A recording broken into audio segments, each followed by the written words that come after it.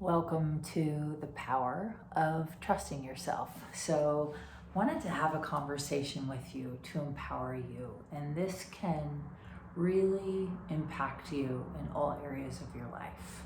And so, think about the moments in your life where, in your core, to your gut, you knew it. You knew not to make the left turn. You knew to make the left turn and you didn't do it. And you look back in retrospect and realize that, I knew it. I knew I should have gone that way, or I knew I shouldn't have gone that way. And, our intuition comes to us in all different forms and in all different ways. It's in the goosebumps. It's in those intuitive hits of, I should go here, or I should reach out to this person, or I should take this class. And oftentimes we don't.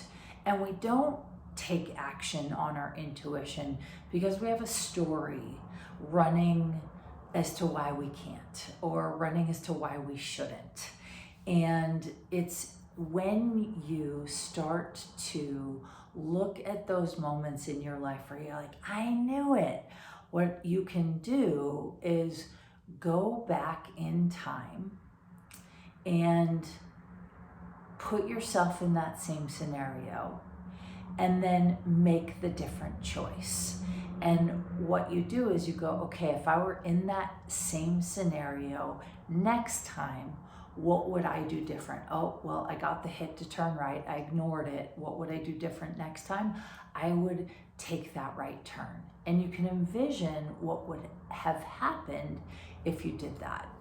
And so for this, trusting your intuition and the power of trusting your intuition, this isn't about following somebody else's sort of rule book for your life, because you are unique, you are special, you are magic, and you know best about your life. You know best about your choices. And sometimes we all have blind spots and we can't see where we're going and we can't see where we're stuck. And so it can be helpful to look to somebody else for maybe a different perspective or advice. But you always want to filter it through your own knowing. How does it feel in your gut when you think about making that choice? How does it feel in your gut when you think about not making that choice? And one of my favorite questions to ask is, if I don't make this choice, how am I going to feel? If I do make this choice, how am I going to feel?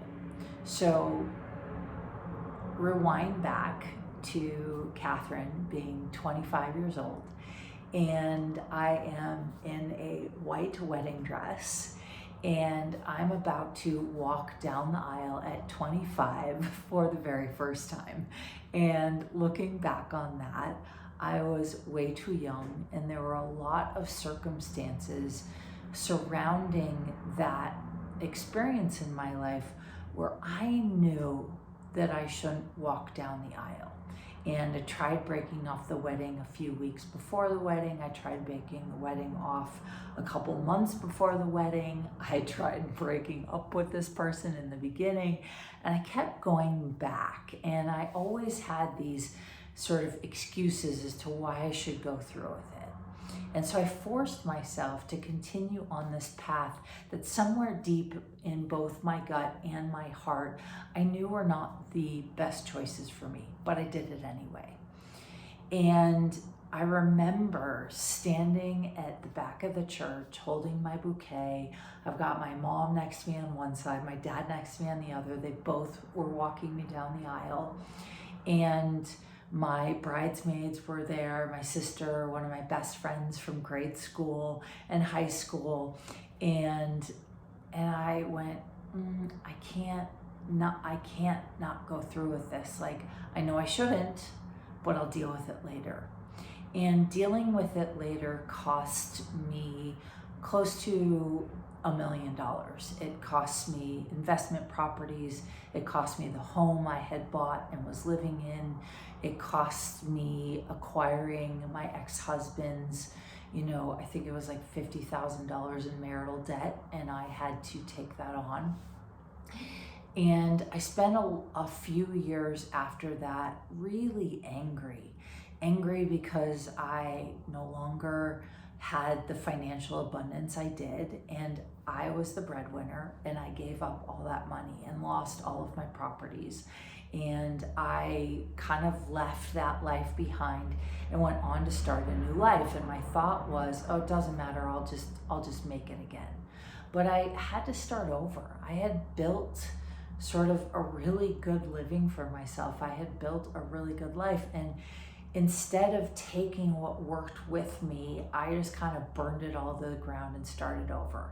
And unfortunately, I've done that many times, and I watch a lot of people who are strong, independent, want to do the right thing, walk away from what they've already built.